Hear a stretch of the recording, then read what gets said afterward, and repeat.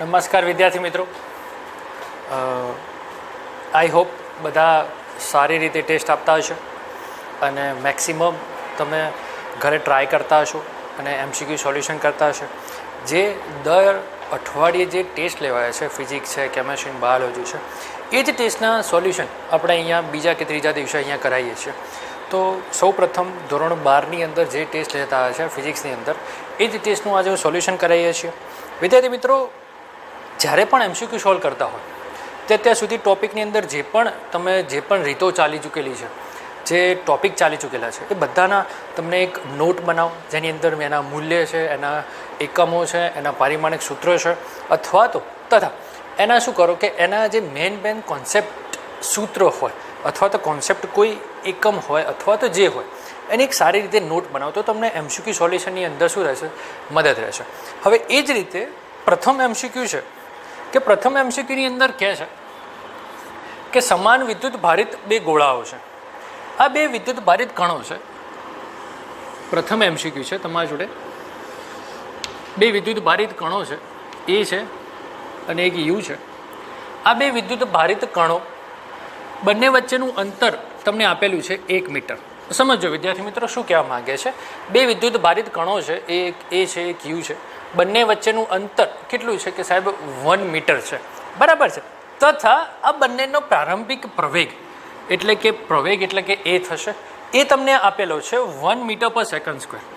1 metre પર second square જેટલો આપેલો છે પ્રવેગ આપેલો છે.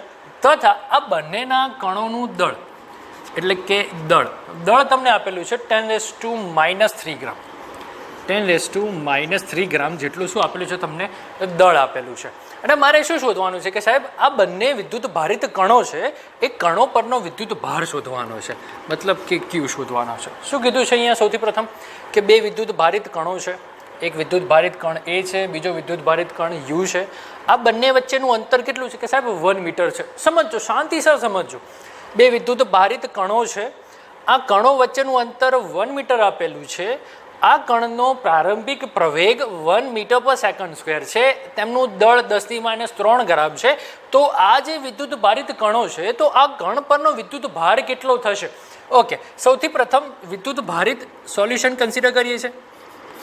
દરેક વિદ્યાર્થીએ કમ્પલસરી આ જેટલા પણ આજે એમસીક્યુ ગયેલાઓ અથવા તો કાલે જેટલા પણ એમસીક્યુ સોલ્વ કરાવશું, કમ્પલસરી મારે નોટની અંદર ઉતારેલો હોવો જ જોઈએ, ફરજિયાત. ચાહે હિતેશ જેતારામ હોય કે ગમે તે વિદ્યાર્થી હોય, બરાબર છે. વિથિન 2 ડેઝની અંદર મારે એ દરેકનો સોલ્યુશન બુક બનાવીને લઈ જવા જોઈએ સોલ્યુશન, બરાબર છે. ચલો હવે અહીંયા સૌ પ્રથમ ધ્યાન આપશું. સૌ પ્રથમ બે વીજભારિત કણો કે સાહેબ વિદ્યુત ભાર છે, તો વિદ્યુતભારોના કારણે એમના પર કયું બળ લાગે સાહેબ? કુલંબીય બળ લાગે. એ કુલંબીય બળ માટેનું સૂત્ર આપણે ભણી ચૂકેલા છે કે સાહેબ કુલંબીય બળ માટેનું સૂત્ર F = Q1 Q2 / R², બરાબર છે. બટ અહીંયા બંનેના વિદ્યુત ભારો કેવા છે? સમાન છે. એટલે Q1 = Q2 તમે શું લખી શકો છો? Q લખી શકો છો. તો as it is F = K Q² / R². R the distance between the 2 particle, બંને વચ્ચેનું અંતર કેટલું છે? 1 છે. તો અહીંયા શું લખીએ છીએ? 1². તો એઝ ઇટ ઇઝ તમને શું મળે છે? F = KQ² મળે છે. અને સમી નંબર 1 આપું છું. હવે ન્યૂટનના ગતિના બીજા નિયમની વાત કરીએ. ન્યૂટનના ગતિના બીજા નિયમ પ્રમાણે F બરાબર શું થાય છે કે સાહેબ ma થાય. આ સમી નંબર 2 આપો. આ બંનેને હું શું કરું છું? સરખાવું છું. પરિણામે આ રીતે લખી શકાય. ma શું થશે કે Q² લખાશે. જો સમજો, બે વિદ્યુત ભારિત કણો છે, આ કણો વચ્ચે લાગતું બળ, કયું બળ કે સાહેબ વિદ્યુતીય બળ. F = KQ² / R². આરની જગ્યાએ ડિસ્ટન્સ આપેલું છે 1 મીટર², તો F = KQ² વધ્યું. Fની જગ્યાએ તમે શું લખો છો? ma લખો છો. બંનેને મેં શું કર્યા છે? કમ્પેરિઝન કર્યા છે. અહીંયાથી હું Q² સૂત્રનો કરતા બનાવું, શાંતિથી ધ્યાન આપજો. અહીંયાથી હું Q² સૂત્રનો કરતા બનાવું તો શું થશે? આ K જે છે એ ક્યાં આવશે? ડિવાઇડમાં આવશે. તો એઝ ઇટ ઇઝ તમને શું મળશે? ma/K. ચલો, શું કર્યું? કશું જ નહીં કર્યું. બંનેને શું કરે? એકબીજાને પ્રપોર્શનલ કર્યા એમ એ બરાબર કે ક્યુ સ્ક્વેર કર્યો, ક્યુ સ્ક્વેરને મારે શોધવાના છે, મારે વિદ્યુત ભાર શોધવાનો છે, તો હું એને સૂત્રનું કરતા બનાવીશ. અને કે છે એ ક્યાં આવશે? છેદમાં આવશે. એમ એટલે કે માસ, એ એટલે પ્રવેગ, ને કે એટલે 9 × 10⁹. Okay, as it is Q square બરાબર તમે સાદરૂપ આપો છો તો એમ એટલે કે દળ તમને આપેલું છે 10⁻³ ગ્રામ, અને તમારે કમ્પલસરી કન્વર્ટ કરવાના રહેશે કેજીની અંદર. તો એ કેટલા થશે? 10⁻³ ઇન્ટુ ગ્રામ છે તો 10⁻³ kg થશે. તો એઝ ઇટ ઇઝ રિઝલ્ટન્ટ કેટલું થશે? 10⁻6 kg થશે. તો એઝ ઇટ ઇઝ માસ થશે 10⁻6 ઇન્ટુ એ એટલે કે પ્રવેગ 1 છે, કે એટલે 9 × 10⁹ થશે. પરિણામે ક્યુ સ્ક્વેરની કિંમત તમને કેટલી મળે છે? કે સાહેબ ક્યુ સ્ક્વેરની કિંમત મળે છે 1.11 ઇન્ટુ 10⁻16 એઝ ઇટ ઇઝ આટલું મળે છે. હવે મારે આ તો ક્યુ સ્ક્વેર છે, મારે ક્યુ શોધવા હોય તો શું કરવા પડે? કે સાહેબ વર્ગમૂળ લઈ લો ને. વર્ગમૂળમાં 1.11 × 10⁻16 થશે. જ્યારે પણ વર્ગમૂળમાંથી તમે બહાર નીકાળતા હોય તો હંમેશા આ જે ઘાત બેકી હોવી જોઈએ. એકી હશે તો ક્યારે પણ તમને સાચું સાદુરૂપ મળશે નહીં. ઓકે, હંમેશા ઘાત 2, 4, 6, 8, 10, 12 એની અંદર મલ્ટિપ્લિકેશનમાં હોવા જોઈએ, 2ના ગુણાંકમાં હોવા જોઈએ. જ્યારે પણ એને વર્ગમૂળમાંથી બહાર કાઢો છો ને તો હંમેશા પરેશ શું થાય છે? અડધું કરવામાં આવે. એટલે -16 હોય ને તો -16ના અડધા કેટલા થશે? તે જેતાના -8 થશે. પરિણામે ક્યુ બરાબર શું થશે? √1.11 ઇન્ટુ 10⁻8 કુલમ, અને ધેટ ઇઝ યોર આન્સર. બરાબર છે? √1.11 ઇન્ટુ 10⁻8 કુલમ જેટલું શું મળશે તમને? એના ગોળા પરનો શું મળે છે? વિદ્યુત ભાર મળે છે. ચલો, ક્લિયર છે? સમજણ પડે? અહીંયા કશું નથી કર્યું. 2 વિદ્યુત ભારિત કણો હતા. આ 2 વીજભારિત કણો વચ્ચેનું અંતર છે 1 મીટર જેટલું છે. આ વીજભારિત કણો પરના વિદ્યુત ભારો કેવા છે? સમાન છે. તથા એનો પ્રવેગ કેટલો છે? 1 મીટર/સેકન્ડ². એનું દળ છે 10⁻³ kg ગ્રામ છે, અને તમે કેજીમાં કન્વર્ટ કરો છો. સૌથી પ્રથમ શું કરો છો? કે સાહેબ મને વિદ્યુત ભાર આપેલા છે, તો વિદ્યુત ભારના કારણે કયું બળ લાગે? સાહેબ કુલંબીય બળ લાગે. કુલંબીય બળ F = kq²/r². r શું છે? કે સાહેબ બંને વિદ્યુત ભારિત કણો વચ્ચેનું અંતર. બંને વિદ્યુત ભારિત કણો વચ્ચેનું અંતર કેટલું છે? કે સાહેબ 1 છે, તો હું અહીંયા 1 લખું છું. પછી કશું જ નહીં કરવાનું. મને શું વધ્યું? કે સાહેબ F = kq² વધ્યા. પણ F ની જગ્યાએ હું શું લખું છું? m એ લખું છું. પછી બંનેને શું કર્યા? મેં કમ્પેરિઝન કર્યા. બંનેને કમ્પેરિઝન કર્યા તો મારે અહીંયાથી q² ફાઇન્ડ કરવા છે, તો કે ક્યાં આવશે? ડિવાઇડમાં જશે. માસ કેટલું? કે સાહેબ 10⁻6 kg. એ કેટલા? કે 1, કે એટલે 9 × 10⁹. અને પછી કશું જ નથી, કે સાદુરૂપ આપ્યું છે. ચલો, ક્લિયર છે? 100%. ચલો નેક્સ્ટ. એના પછી બીજો દાખલાની અંદર MCQની અંદર કશું જ નથી હોતું. ખાલી એટલું કોન્સેપ્ટ યાદ રાખો કે જ્યારે પણ MCQ સોલ્યુશન કરતા હોય ને ત્યારે એક વસ્તુ કમ્પલસરી યાદ રાખો કે તમને શું આપ્યું છે.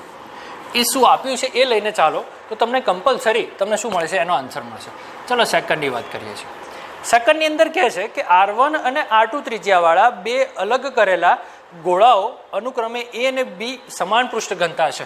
ઓકે, અહીંયા 2 ગોળાઓ આપેલા છે. ફરીથી પેલા વિદ્યુત ભારિત કણો હતા, અહીંયા ગોળાઓ આપેલા છે. એક ગોળો A છે, બીજો ગોળો U છે. એકની ત્રિજ્યા છે R1, એકની ત્રિજ્યા છે R2 છે. બરાબર છે?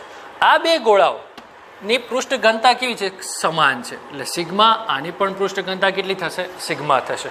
બરાબર છે? તો ગોળાના પૃષ્ઠ પર વિદ્યુત ક્ષેત્રની તીવ્રતા શું થશે? હવે એક સિમ્પલ રીતે વિચાર યાદ રાખો. અહીંયા સોલ્યુશન વાત કરીએ છીએ. સૌથી પ્રથમ શું આપેલું છે? 2 ગોળા આપેલા છે. 2 ગોળાની ત્રિજ્યા R1 આપેલી છે, એકની ત્રિજ્યા R2 આપેલી છે. બટ અહીંયા બંનેની પૃષ્ઠ ઘનતા ધારો કે આની સિગ્મા 1 છે, આની સિગ્મા 2 છે. બટ આપણને MCQમાં અંદર કીધેલું છે કે બંનેની પૃષ્ઠ ઘનતા કેવી છે? સમાન છે. હવે બંનેની પૃષ્ઠ ઘનતા સમાન હોય ને તો સિગ્મા 1 બરાબર સિગ્મા 2 બરાબર હું ખાલી સિગ્મા કન્સિડર કરી શકું. બંનેની પૃષ્ઠ ઘનતા કેવી છે? સમાન છે. ઓકે, પૃષ્ઠ ઘનતાની વાત કરીએ. પૃષ્ઠ ઘનતા માટેનું બેઝિક સૂત્ર શું થશે? સિગ્મા બરાબર શું થાય? કે સાહેબ Q/A થશે. અને અહીંયા શું કહે છે? R1 અનુક્રમે. ઓકે, એક સિમ્પલ છે કે સિગ્મા = Q/A. એ એટલે શું થશે? કે ભાઈ ગોળાનું ક્ષેત્રફળ. ગોળાનું ક્ષેત્રફળ શું થશે? 4πr² થશે. સમજજો, ધ્યાન આપશો. સિગ્મા બરાબર ક્યુ બાય એ પૃષ્ઠ ઘનતા. ક્યુ એ એટલે કે સાહેબ ક્ષેત્રફળ, ગોળાનું ક્ષેત્રફળ ઘન હોય એના કારણે 4πr² લખી શકો. હું અહીંયાથી ક્યુને સૂત્રનું કરતા બનાવું તો ક્યુ બરાબર શું થશે કે સાહેબ સિગ્મા ઇન્ટુ 4πr² થશે. ચલો આટલું ક્લિયર. હું આને સમય નંબર 1 આપું. સૌથી પ્રથમ શું કર્યું, બંનેની પૃષ્ઠ ઘનતા સમાન છે. સિગ્મા 1 બરાબર સિગ્મા 2 બરાબર સિગ્મા કન્સિડર કર્યા. પૃષ્ઠ ઘનતા આપેલી છે તો પૃષ્ઠ ઘનતા સિગ્મા બરાબર ક્યુ બાય એ, એની જગ્યાએ તમે 4πr² કન્સિડર કરો છો તો ક્યુ બરાબર સિગ્મા ઇન્ટુ 4πr² થશે. હવે શું કરીએ છીએ કે સાહેબ વિદ્યુત ક્ષેત્રની તીવ્રતા શોધવાની છે. ઓકે, તો બેઝિકલી વિદ્યુત ક્ષેત્રની તીવ્રતા E બરાબર બેઝિક સૂત્ર શું થાય સાહેબ કે KQ² ભાગ્યા R² થાય. સમજો, ધ્યાન આવજો. અહીંયા ત્રિજ્યાને એને શું લાગે વળગે છે એનો સંબંધ ફાઇન કરીએ છીએ. E બરાબર બેઝિક સૂત્ર કે સાહેબ KQ ભાગ્યા R² થશે. ઓકે, ચાલો ધ્યાન આપશો. સૌથી પ્રથમ શું કર્યું, sigma 2 is equal to sigma. Okay, sigma is equal to q by a. અહીંયાથી મેં વિદ્યુત ભાર શોધ્યો. હવે એ જ રીતે K એટલે શું થશે કે સાહેબ 1/4πε0 થશે. Q² છે. ઓકે, Q² નહીં આવે, KQ ભાગ્યા R² જ આવશે. ઓકે, ક્યુની જગ્યાએ તમે શું પુટ કરો છો કે સિગ્મા ઇન્ટુ 4πr². નીચે શું વધશે કે ભાઈ R² વધશે. ચલો R² કટ, 4π કટ. તો વિદ્યુત ક્ષેત્રની તીવ્રતા શેના પર આધારિત છે? ઓકે, એનો એક રિલેશન ફાઇન્ડ કર્યો, સિગ્મા અપોન ε0. આના પરથી શું કહેવાય સમજો વિદ્યાર્થી મિત્રો, વિદ્યુત ક્ષેત્રની તીવ્રતા શેના પર આધારિત છે? એક તો સિગ્મા અને એક તો એપ્સલન. બટ એપ્સલન તો બેઝિકલી બધી જગ્યાએ કેવું હોય છે, સેમ હોય છે. એપ્સલનની વેલ્યુ 8.85 × 10⁻12. એ બેઝિકલી દરેક જગ્યાએ કેવું હોય છે, સમાન હોય છે. હવે વાત કરીએ સિગ્મા શેના પર આધારિત છે? વિદ્યુત ક્ષેત્રની તીવ્રતા શેના પર આધારિત થાય? વિદ્યુત ક્ષેત્રની તીવ્રતા શેના પર આધારિત થાય કે સાહેબ પૃષ્ઠ ઘનતા. બટ બંનેની પૃષ્ઠ ઘનતા તો કેવી છે, સમાન છે. એના કારણે આન્સર શું આવશે કે બંને ગોળાની તીવ્રતા, અહીંયા બંને ગોળાની તીવ્રતા સમાન હશે. આ વસ્તુ યાદ રાખવી. ચલો ક્લિયર, મિટા દે इसको. ચલો પક્કા. ફેરથી એકવાર, બે ગોળાઓ છે, એક ગોળો A છે, એક ગોળો U છે. એક ગોળાની ત્રિજ્યા R1 છે, બીજા ગોળાની ત્રિજ્યા R2 છે. એકની પૃષ્ઠ ઘનતા સિગ્મા 1 છે, બીજાની પૃષ્ઠ ઘનતા સિગ્મા 2 છે. અહીંયા તમને MCQમાં જ લખીને આપેલું છે કે બંનેની પૃષ્ઠ ઘનતાઓ સમાન છે. સિગ્મા 1 બરાબર સિગ્મા 2 બરાબર સિગ્મા. હવે એક વસ્તુ યાદ રાખો કે વિદ્યુત ક્ષેત્રની તીવ્રતા એ ત્રિજ્યા પર આધારિત નથી. છો કે હું બંનેની ત્રિજ્યા સમાન લઉં કે બંનેની ત્રિજ્યા અલગ અલગ લઉં, અહીંયા કન્ડિશન લખી દેવી, R1 not equal to R2. બંને ત્રિજ્યા કેવી છે, સમાન નથી. તો છોકેરી કોકની 10 હોય અથવા તો 15 હોય, ડઝન્ટ મેટર. એ કોઈ જ પ્રક્રિયા પર આધારિત નથી. અહીંયા માત્ર ને માત્ર વિદ્યુત ક્ષેત્રની તીવ્રતા એ માત્ર ને માત્ર શેના પર આધારિત છે કે સાહેબ સિગ્મા પર આધારિત છે. ઓકે, સિગ્માને શું કહેવાશે, પૃષ્ઠ ઘનતા. બટ બંને ગોળાની પૃષ્ઠ ઘનતા તો કેવી છે કે સાહેબ સમાન છે. તો ઓલવેઝ છે બંને ગોળાની ત્રિજ્યા અલગ અલગ હોય બટ બંનેની તમને પૃષ્ઠ ઘનતા કેવી છે, સમાન છે. એના કારણે બંનેની તીવ્રતા E1 બરાબર તમે શું લખી શકો છો, E2 લખી શકો છો. ક્લિયર પિન્ટુ, લીલા, મસવડી? E1 બરાબર શું થશે, E2 થશે. ક્લિયર જીગા? ચાલો ઓકે, ચાલો ક્લિયર 100%. ભાઈ હિતેશજી અમારા વિદ્યાર્થી છે હિતેશજી. ચાલો એના પછી ત્રીજો, અહીંયા બંને ગોળાની તીવ્રતા કેવી આવે છે, સમાન આવે છે. વિદ્યાર્થી મિત્રો MCQ એકદમ સિમ્પલ હોય છે, અંદર હોતું કશું જ નથી. બટ અમુક વિદ્યાર્થીઓ શું કરે છે, MCQને હાથે કરીને શું કરે છે, હાર્ડ બનાવે છે. હા સાહેબ આને અંદર તો કશું આપ્યું જ નહીં, એટલે અંદર આપેલું હોય છે પણ તમને ખબર હોતી નહીં કે શું હોય છે. ચલો એના પછી થર્ડ સાબિત કરીએ છીએ.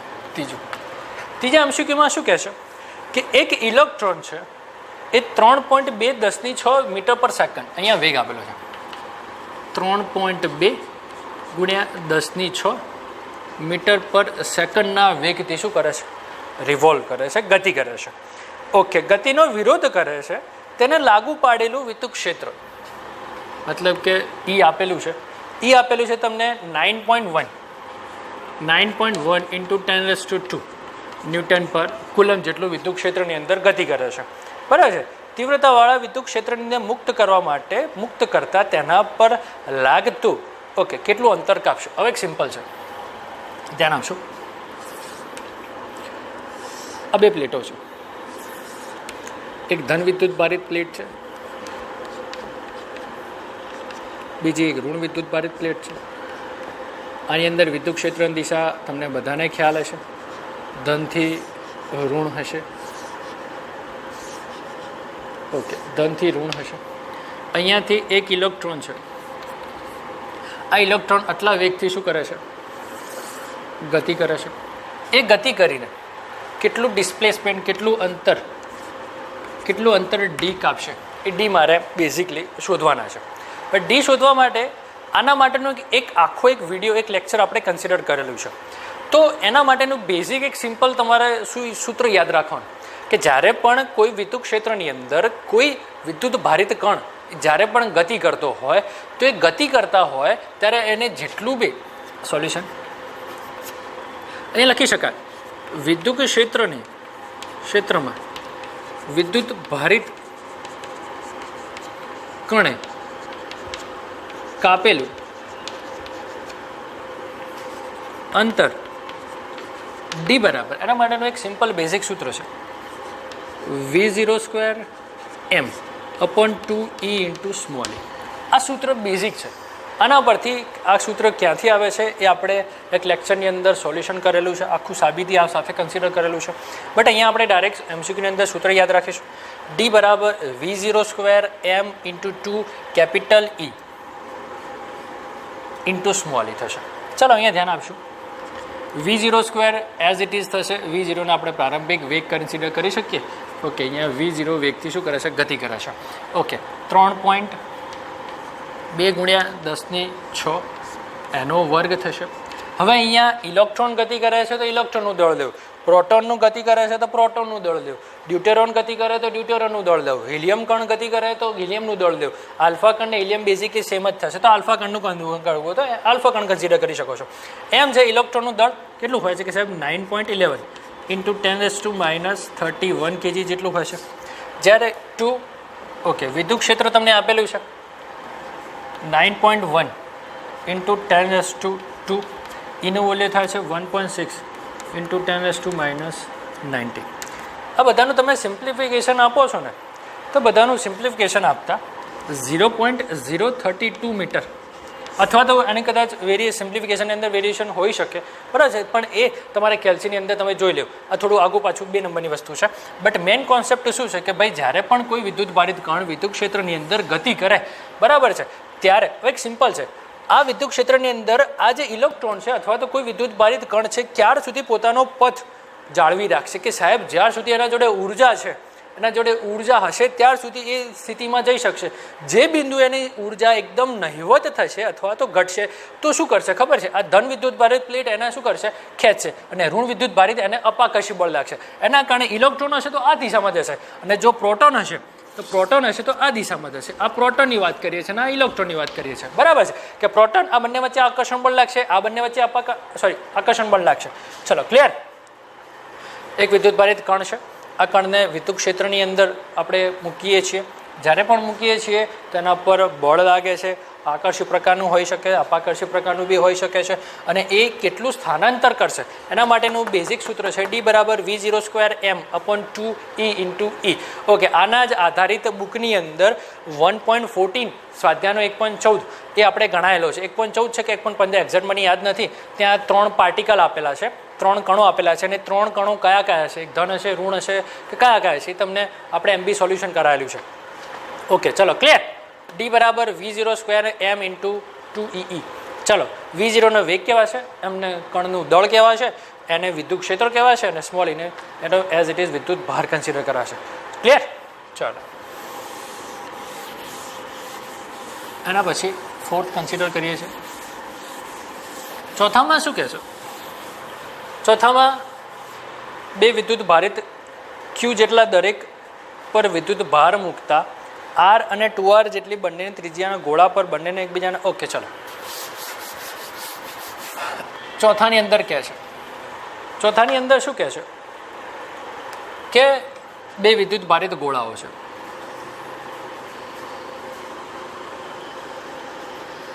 ચલો 2 વિદ્યુત ભારિત ગોળાઓ છે. આ 2 વિદ્યુત ભારિત ગોળાઓની અંદર શું થાય છે?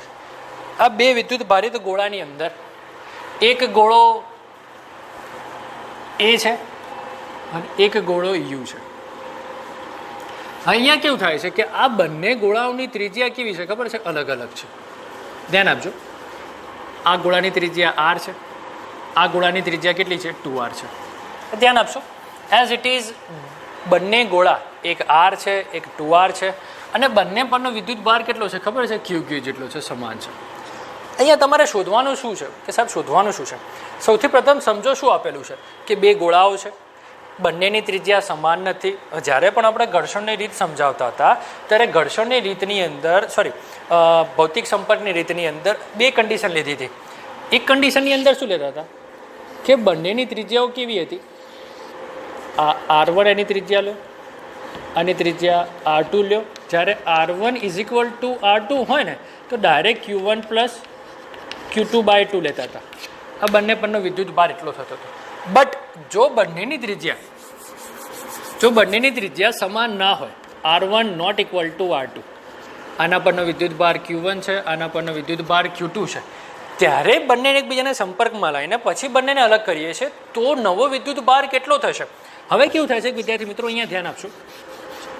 સૌપ્રથમ જ્યારે બંને ગોળાની ત્રિજ્યા કેવી હોય? અલગ અલગ હોય. R1 અને R2 બંનેના મૂલ્ય કેવા હોય? અલગ અલગ હોય. ત્યારે જે નવો વિદ્યુત ભાર પ્રસ્થાપિત થશે ને Q1' આ ગોળા પરનો, તો એના માટેનું સૂત્ર પહેલાં તો બંનેના વિદ્યુત ભારોનો બેઝિક સરવાળો એટલે કે Q1 + Q2 ઇન્ટુ પહેલા ગોળાની ત્રિજ્યા એટલે કે R1 ભાગ્યા બંનેનો સરવાળો એટલે R1 + R2. એ જ રીતે મારે બીજા ગોળાનું શોધવું હોય તો Q2' બરાબર શું થશે? As it is same to same બંને ગોળાનો પહેલાં તો બેઝિક સરવાળો એટલે Q1 + Q2 ઇન્ટુ હવે બીજા ગોળા માટે કન્સિડર કરીએ છીએ તો પ્રથમ ગોળા માટે R1 કન્સિડર કર્યું, તો બીજા ગોળા માટે આપણે શું કન્સિડર કરશું? R2. નીચે શું થશે? R1 + R2. હવે એ જ રીત, એ જ ફોર્મ્યુલા આપણે અહીંયા એપ્લાય કરવાનું છે. હવે સોલ્યુશન કન્સિડર કરીએ છીએ. ઓકે, જ્યારે બંને ગોળાને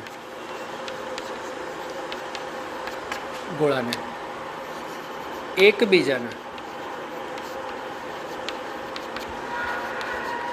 સંપર્કમાં લાવવામાં આવે છે ત્યારે, બરાબર, ક્યારે? કે જ્યારે બંને ત્રિજ્યા સમાન હોતી નથી. ત્યારે બેઝિકલી પહેલા ગોળા પરનો વિદ્યુત ભાર Q1' બરાબર કેટલો થશે? બંનેનો બેઝિક સરવાળો એટલે Q + Q એટલે કેટલું થશે? 2Q થશે ઇન્ટુ પ્રથમ ગોળાની ત્રિજ્યા એટલે કે R ભાગ્યા બંને ત્રિજ્યાનો સરવાળો એટલે કે R + 2R. As it is 2Q R + 2R એટલે કેટલા થશે? 3R થશે. ચલો, એક R કેન્સલ થશે તો અહીંયા તમને વિદ્યુત ભાર કેટલો મળશે? 2Q/3. ચલો, ક્લિયર? એ જ રીતે બીજા માટે Q2' બરાબર શું થશે? તમે બંનેનો શું કરો છો? બેઝિક સરવાળો કરો છો. Q + Q એટલે એઝ ઇટ ઇઝ કેટલા થશે? 2Q થશે. નીચે ડિવાઇડમાં કેટલા થશે? બીજા ગોળાની ત્રિજ્યા લ્યો હવે કેટલી છે કે સાહેબ 2R છે. નીચે બંનેનો સરવાળો એટલે કે 3R થશે. Cancel, 2 × 2 = 4, as it is 4Q/3. તો બંને ગોળાને જ્યારે એકબીજાના સંપર્કમાં લાવી અને અલગ કરવામાં આવે તો બંને ગોળા પરના વિદ્યુત ભારો, નવા વિદ્યુત ભારો કેટલા મળશે? 2Q/3 અને 4Q/3. આ બોર્ડની અંદર પૂછાઈ ગયેલો છે. બોર્ડની એક્ઝામ, મેઇન એક્ઝામની અંદર માર્ચની અંદર આ MCQ બહુ બધી વાર પૂછાઈ ગયેલો છે, પણ બહુ બધા વિદ્યાર્થીઓને આવડતું બી નથી. અહીંયા કશું નથી કરવાનું. જ્યારે બંને ગોળાની ત્રિજ્યા અલગ અલગ હોય છે ત્યારે શું કરવાનું કે બંને ગોળા પરનો વિદ્યુત ભારોનો બેઝિક સરવાળો કરો એટલે કે Q + Q એટલે કે 2Q કર્યા. પ્રથમ ગોળા શોધતા હોય તો પ્રથમ ગોળાની ત્રિજ્યા લખો ભાગ્યા બંને ગોળાની ત્રિજ્યાનો સરવાળો કન્સિડર કરો. એ જ પ્રમાણે અહીંયાથી R કેન્સલ થશે તો પરિણામે 2Q/3 મળશે. એ જ રીતે બીજા ગોળા માટે કન્સિડર કરો તો બીજા ગોળાનો બેઝિક સરવાળો તો એઝ ઇટ ઇઝ આ તો બંને જગ્યાએ સેમ જ થશે, બરાબર છે. હવે બીજા ગોળા માટે શોધતા હોય તો બીજા ગોળાની ત્રિજ્યા 2R લો ભાગ્યા બંનેનો સરવાળો એટલે કે 3R થશે. 2 × 2 = 4, એઝ ઇટ ઇઝ 4Q/3. ચાલો, ક્લિયર? ચોથા નંબરનો પતી ગયો. ચલો નેક્સ્ટ, અને પછી પાંચમા નંબરનો મિટા દે પાક્કો. ઓકે, ચલો ધ્યાન આપશો અહીંયા. પાંચમા નંબરમાં શું કહે છે કે એમ દળના પ્રવાહીના બુંદ પર વિદ્યુત ભાર ક્યુ છે. આ બુંદને સંતુલિત કરવા માટે વિદ્યુત ક્ષેત્ર ઈનું મૂલ્ય કેટલું હોવું જોઈએ. ઓકે ચલો, અહીંયા એક બુંદ છે,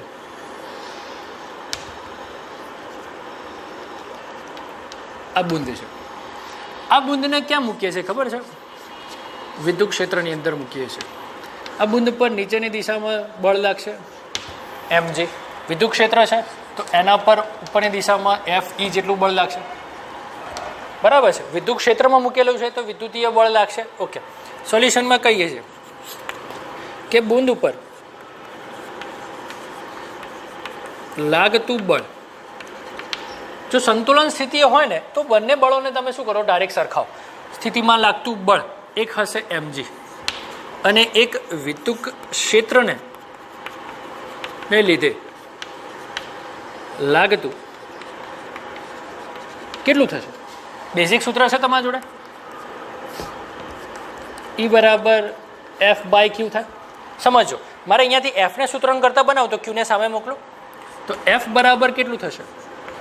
QE થાય. તો બીજું બળ કેટલું મળશે? QE થાય. આ બંને બળોને તમે શું કરો છો? સરખાવો છો. આને સમી નંબર 1 આપો અને સમી નંબર 2 આપો. આ બંને બળોને હું શું કરું છું કે સાહેબ એક ડાઉનવર્ડની અંદર કે જ્યારે તમારું બુંદ નીચે હોય, બરાબર, સમતુલન સ્થિતિમાં ક્યારે હોય? સમતુલન સ્થિતિ એટલે શું થાય છે કે ધારો કે સિમ્પલ છે, આ ચોક છે, આ ચોક સંતુલનમાં ક્યારે હોય કે જ્યારે બંને દિશાની અંદર એટલે કે નીચેની દિશાની અંદર અને ઉપરની દિશા આ બંનેની દિશામાં લાગતા બળો સમાન હોય. ઓકે, હંમેશા ગુરુત્વાકર્ષી બળના કારણે ન્યૂટનના ગતિના બીજા નિયમ પ્રમાણે mg ડાઉનવર્ડમાં હશે. જ્યારે વિદ્યુત ક્ષેત્ર છે એ વિદ્યુત ક્ષેત્રની અંદર પુટ કરીએ છીએ એના કારણે એને અપવર્ડની અંદર QE જેટલું બળ લાગે છે. અહીંયા કન્સિડર કરીએ છીએ F બરાબર કેટલું થશે? QE થાય છે. આ બંને બળોને તમે શું કરો છો? સરખાવો છો. ઓકે, એઝ ઇટ ઇઝ આ બુંદને જ્યારે પણ સરખાઈએ છીએ તો એના અંદર વિદ્યુત ક્ષેત્ર કેટલું હોવું જોઈએ એ બેઝિક સૂત્ર શોધવા માટે આપણે બંનેને સરખાઈ દઈએ. mg બરાબર કેટલું થશે? QE થશે. મારે E શોધવા છે તો E બરાબર શું થશે? E બરાબર શું થશે? Q છેદમાં જશે તો સૂત્ર શું થશે? mg ભાગ્યા Q.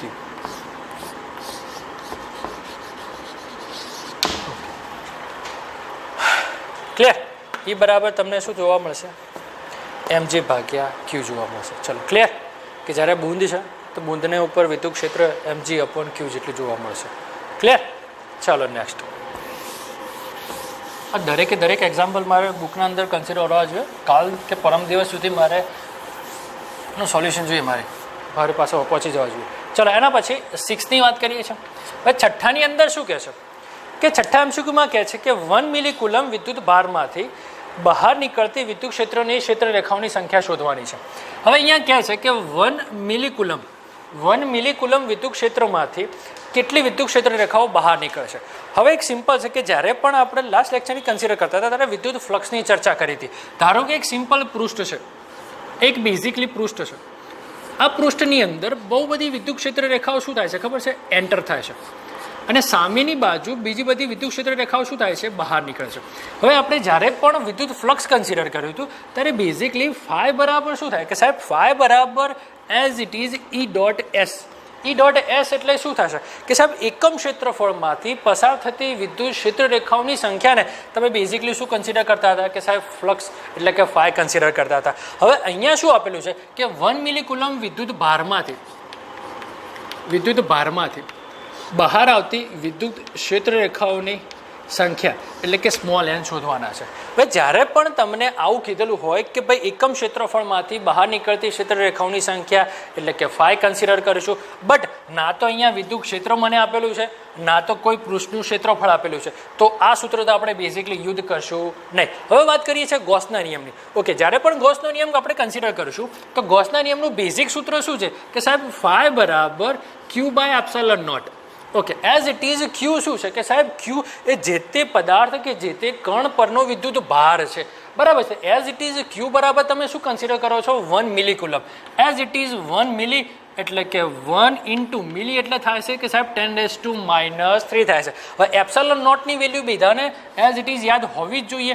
8.85 into 10⁻³ as it is 12 થાય છે. અને આ બધાનું તમે સાદુરૂપ આપો છો તો બેઝિકલી ફાઈ બરાબર તમને એઝ ઇટ ઇઝ ફાઈ બરાબર કન્સિડર કરો અથવા તો એન બરાબર કન્સિડર કરો તો આ બધાનું સાદુરૂપ આપો તો એનું મૂલ્ય થાય છે 1.13 ઇન્ટુ 10⁸ કે ભાઈ આપેલ 1 માઇક્રોકુલમ મિલીકુલમમાંથી કેટલી ક્ષેત્ર રેખાઓ બહાર નીકળે છે કે સાહેબ 1.13 ગુણ્યા 10⁸ જેટલી. અને કોઈ જગ્યાએ જો તમને વિદ્યુત ક્ષેત્ર આપેલું હોય અથવા તો ક્ષેત્રફળ આપેલું હોય તો સૂત્ર કયું વાપરવાનું ફાઈ બરાબર E.S અથવા તો ES cos θ કન્સિડર કરો. બટ મને માત્ર ને માત્ર અહીંયા શું આપેલું છે વિદ્યુત ભાર આપેલો છે તો અકોર્ડિંગ ટુ ગોસ લો કે ફાઈ બરાબર શું થશે Q/ε0. સૌથી પ્રથમ સૂત્ર શું થશે ફાઈ બરાબર Q/ε0. ક્યુ એટલે કે જે તે પદાર્થ પરનો વિદ્યુત ભાર મને કેટલો આપેલો છે કે મિલી આપેલો છે deci centi milli micro nano pico femto atto as it is તમને આવડવા જોઈએ. ઓકે મિલી છે તો 10⁻³ લખીશ, માઇક્રો છે તો 10⁻6 લખીશ, નેનો છે તો 10⁻9 કન્સિડર કરો છો, પીકો છે તો 10⁻12 કન્સિડર કરો છો, ફર્મી છે તો 10⁻15 કન્સિડર કરો છો. તો અહીંયા મિલી છે તો 10⁻3 લખીશ. એપ્સિલોન0 એટલે કે પારગમ્યતા અથવા તો પરમિટિવિટી છે કે જે કુલમના નિયમની અંદર આપણે ભણી ચૂકેલા છીએ. તો બેઝિકલી સૂત્ર શું થાય છે Q/ε0. અહીંયા બેઝિકલી કશું નથી સાદુરૂપ આપે છે 10⁻12 છે એ ઉપર જશે શું થશે પોઝિટિવ થશે 10⁻3 પ્લસ 12 થશે અને તેને સાદુરૂપ આપો છો તો આપેલ વિદ્યુત ભારમાંથી કેટલી ક્ષેત્ર રેખાઓ બહાર નીકળે છે 1.13 ગુણ્યા 10⁸ જેટલી વિદ્યુત ક્ષેત્ર રેખાઓ શું થાય છે બહાર નીકળે છે. ચાલો એના પછીના એમસીક્યુની ચર્ચા કરીએ છીએ. ઓકે બીજા એમસીક્યુમાં 7મા નંબરના એમસીક્યુમાં શું કહે છે કે અહીંયા કહે છે કે ઇલેક્ટ્રોન 7મા નંબરની અંદર કહે છે કે બે કણો છે, એક છે ઇલેક્ટ્રોન અને એક છે પ્રોટોન. હવે ઇલેક્ટ્રોનનું દળ તમને ખ્યાલ છે as it is 9.11 into 10⁻31 kg. પૃથ્વી પર સૌથી હલકામાં હલકો કણ હોય ને તો ઇલેક્ટ્રોન છે અને એનથી બી સૌથી હલકા આવે છે પ્રોટોન્સની અંદર ન્યુટ્રિનો અને એન્ટી ન્યુટ્રિનો. એ જે તમે ચેપ્ટર નંબર 13ની અંદર અભ્યાસ કરશો એટલે તમને જોવા મળશે. એઝ ઇટ ઇઝ ઇલેક્ટ્રોન આપેલા છે, પ્રોટોન આપેલા છે, બંનેના દળ પણ તમને અહીંયા કન્સિડર કરો છો. હવે આપણે એમસીક્યુમાં શું કહે છે કે ઇલેક્ટ્રોનનું દળ છે, પ્રોટોનનું દળ પણ તમને યાદ હોવું જોઈએ. ઓકે પ્રોટોનનું દળ કેટલું છે કે સાહેબ પ્રોટોનનું દળ 1.67 into 10⁻² as it is -27 kg જેટલું હોય છે. હવે આની અંદર શું કહે છે કે ઇલેક્ટ્રોન એ પ્રોટોન કરતાં 1836 ગણો નાનો છે. મતલબ કે કોણ મોટું કે સાહેબ પ્રોટોન એ કેટલા કે સાહેબ 1836 ગણા શું થાય છે મોટા છે. આ કેટલા છે 1836 ગણા કેટલા છે નાના છે.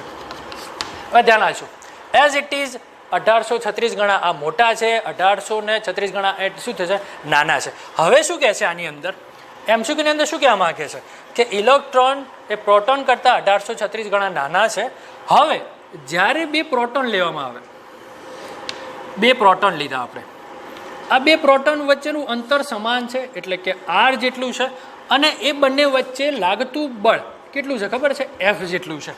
હવે આપણને ક્વેશ્ચનમાં શું કહે છે ખબર છે આ પ્રોટોનને હટાવીને હું રાખું છું ઇલેક્ટ્રોન, બે ઇલેક્ટ્રોન રાખું છું એઝ ઇટ ઇઝ. આ બંને ઇલેક્ટ્રોન બંને વચ્ચેનું અંતર બી સમાન છે તો બંને વચ્ચે વિદ્યુત ચુંબકીય બળ કેટલું થશે ઓપ્શનમાં આપેલું હોય F આપેલું હોય, 3F આપેલું હોય, 3F/8 આપેલું હોય અને F/8 પણ આપેલું હોય તો શું થશે. હવે વિદ્યાર્થી મિત્રો એક વસ્તુ હંમેશા યાદ રાખવી કે હંમેશા વિદ્યુત ચુંબકીય બળ એટલે કે ઇલેક્ટ્રોસ્ટેટિક બળ વિદ્યુતીય બળ એ માત્ર વિદ્યુત ભાર પર આધારિત છે. અહીંયા વસ્તુ યાદ રાખો અહીંયા એઝ ઇટ ઇઝ પ્રોટોન અને ઇલેક્ટ્રોન આ બંનેના વિદ્યુત ભાર કેવા હોય છે કે સમાન હોય છે, બંનેનું અંતર બી કેવું છે સમાન છે. તો એઝ ઇટ ઇઝ બે પ્રોટોન વચ્ચે જો બળ F લાગતું હોય ને તો ઇલેક્ટ્રોન વચ્ચે પણ બંને પર કેટલું બળ લાગે કે સાહેબ F જેટલું જ બળ લાગે. આ તમારું સોલ્યુશન બરાબર છે. ફર્સ્ટ કન્સિડર આખા એક્ઝામ્પલમાં શું કીધું છે કે ઇલેક્ટ્રોન એ પ્રોટોન કરતાં 1836 ગણો નાનો છે, આ 1836 ગણો મોટો છે. બંને પ્રોટોન વચ્ચે સમાન અંતરે R અંતરે મૂકેલા છે ત્યારે બંને વચ્ચે લાગતું બળ F છે. હવે પ્રોટોનને હટાડીને હું ઇલેક્ટ્રોન રાખું છું તો બંને ઇલેક્ટ્રોન વચ્ચે બળ કેટલું લાગશે તો બંને ઇલેક્ટ્રોન વચ્ચે પણ જે નવું બળ લાગશે ને અહીંયા બળ નવું બળ એટલે કે એફ ડેશ એ કેટલું હશે ખબર છે? પહેલાંના બળ જેટલું જ હશે, એફ જેટલું જ હશે. અહીંયા એક વસ્તુ યાદ રાખો કે વિદ્યુતીય બળ એ હંમેશા વિદ્યુત ભાર પર આધારિત છે, એ કોઈ દળ પર આધારિત નથી. હા, ચલો સપોઝ વાત કરીએ કે જો કદાચ ગ્રેવિટેશનલ ફોર્સની વાત કરી હોય, ગુરુત્વાકર્ષણની વાત કરી હોય, તો F G is equal to G M one M two ભાગ્યા આર સ્ક્વેર મુજબ અહીંયા એ ગુરુત્વાકર્ષણ બળની અંદર ચેન્જ થતો, બટ અહીંયા વિદ્યુતીય બળની વાત કરી છે અને વિદ્યુતીય બળ માત્ર ને માત્ર વિદ્યુત ભાર પર આધારિત છે. અહીંયા પ્રોટોનની વચ્ચે જે બળ લાગશે ને એ જ બળ તમને ક્યાં લાગશે? એઝ ઇટ ઇઝ બે ઇલેક્ટ્રોન વચ્ચે પર એનું એ જ બળ લાગે છે. એઝ ઇટ ઇઝ તમને એનો આન્સર મળે છે. ચલો એના પછી નેક્સ્ટની વાત કરીએ છીએ. ઓકે, 8 નંબરનો MCQ સોલ્યુશન કરીએ છીએ. વિદ્યાર્થી મિત્રો, MCQ જેટલા મેક્સિમમ સોલ્વ કરશો એટલા તમને સારામાં સારા સોલ્યુશન મળશે. ઓકે, 8માં વાત કરી છે. 8માં શું કીધું છે કે બે પદાર્થો છે. સપોઝ બે પદાર્થો છે. એક પદાર્થ કાચ કન્સિડર કરીએ, બીજો પદાર્થ ને એઝ ઇટ ઇઝ રેશમનું કાપડ કન્સિડર કર્યું. હવે કેવું થાય છે કે જ્યારે પણ આ બંને પદાર્થોને એકબીજા સાથે રફ કરવામાં આવે, મતલબ કે ઘર્ષણ કરવામાં આવે, જસ્ટ એક્ઝામ્પલ આપીએ. ઓકે, હવે એક સિમ્પલ ઉદાહરણ આપીએ કે બે પદાર્થ છે. આ બે પદાર્થોને જ્યારે એકબીજાને ઘર્ષણ કરવામાં આવે તો શું થાય છે કે એક પદાર્થ પરથી ઇલેક્ટ્રોન ક્યાં જાય છે? બીજા પદાર્થ પર જાય છે.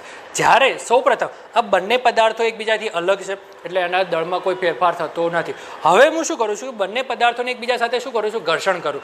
જ્યારે પણ ઘર્ષણ કરીશ ને તો એક પદાર્થ પરથી ઇલેક્ટ્રોન ક્યાં જાય છે? બીજા પદાર્થ પર જવાના.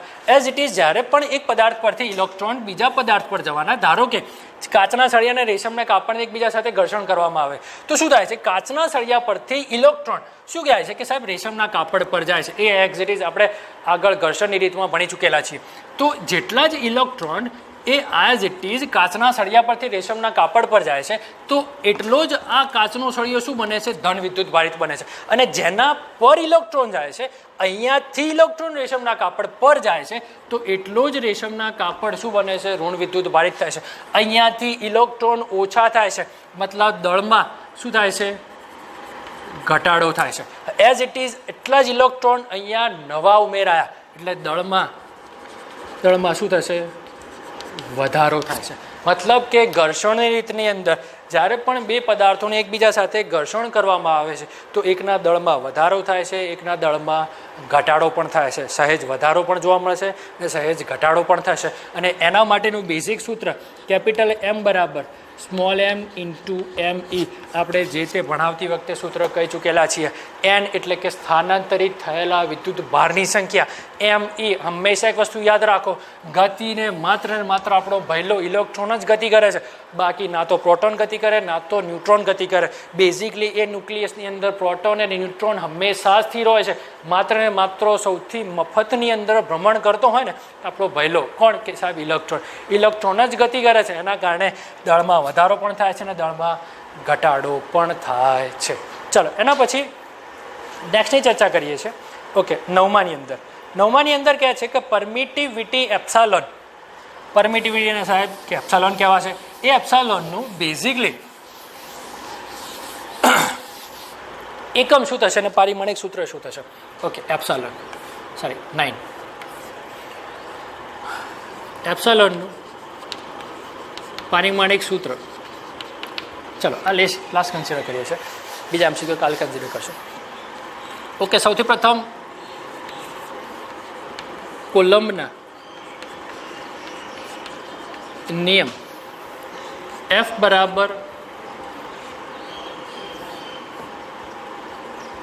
કે Q1 Q2 ભાગ્યા R સ્ક્વેર થશે.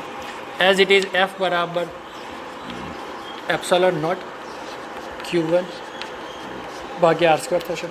મારે એપ્સલોનનું શોધવાનું છે, તે એપ્સલોનના સૂત્રનો કરતા બનાવશું.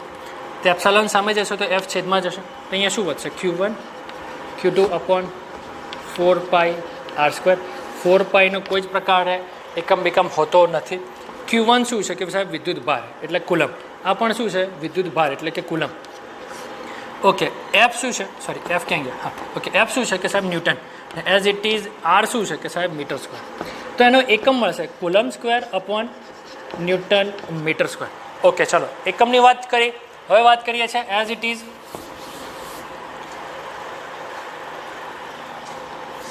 પારિમાણિક સૂત્રની વાત કરીએ છીએ.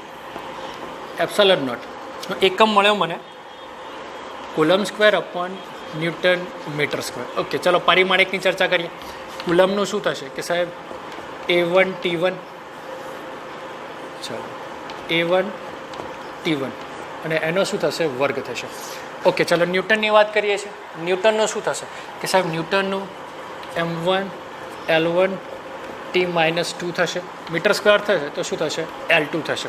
તો આનું સાદુરૂપ આપીએ છીએ તો એમની ઉપર જશે તો -1 થશે. 1 + 2 એટલે 3 થશે અને એ 3 ક્યાં જશે કે સાહેબ ઉપર જશે એટલે કે L ની -3 થશે. ચલો એઝ ઇટ ઇઝ 2 એકા 2 એટલે T2 અને આ -2 ઉપર જશે તો એઝ ઇટ ઇઝ T4 થશે અને A2 થશે. -1342. જો કેનું શોધવું હોય કુલંબી અચળાંકનું શોધવું હોય તો કશું નહીં કરવાનું કે જે પ્લસ હશે ને એને આપણે શું કરીએ છીએ માઇનસ કરીએ છીએ અને જે માઇનસ હશે ને એની જગ્યાએ આપણે શું કરીએ છીએ પ્લસ કરીએ છીએ. ચલો ક્લિયર.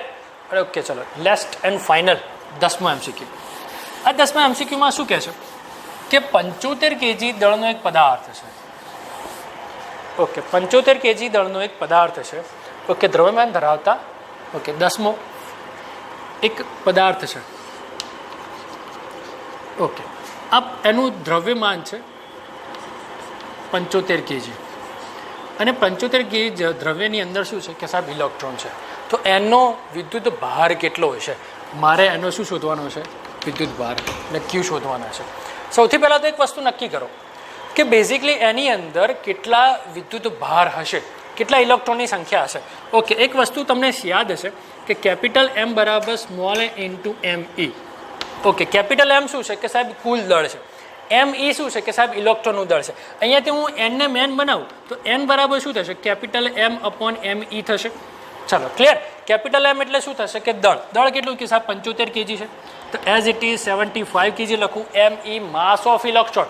માસ ઓફ ઇલેક્ટ્રોન કેટલું થાય કે સાહેબ 9.11 ઇન્ટુ 10⁻31 kg થાય છે. તો અહીંયાથી તમને શું મળશે કે સાહેબ આ 75 kg દ્રવ્યમાન ધરાવતા પદાર્થની અંદર કેટલા નંબર ઓફ ઇલેક્ટ્રોન હશે તો એઝ ઇટ ઇઝ સાહેબ N જેટલા ઇલેક્ટ્રોન છે.